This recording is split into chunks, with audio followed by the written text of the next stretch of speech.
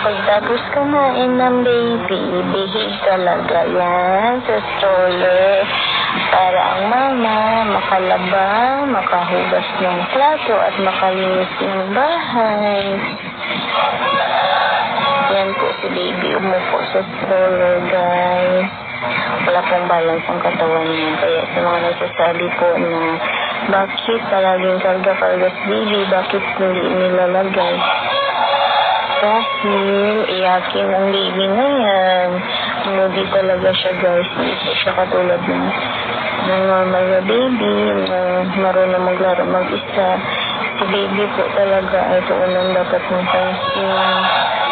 Dapat ang attention po lagi sa kanya.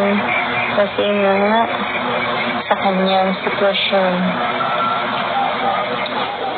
Hindi naman po pwedeng hayaang umiyak mo siya palagi. Kaya po, mother's knows best naman alam ng isang ina the best para sa baby. Lalo na sa baby Lily namin. Kaalagaan po ng maayos.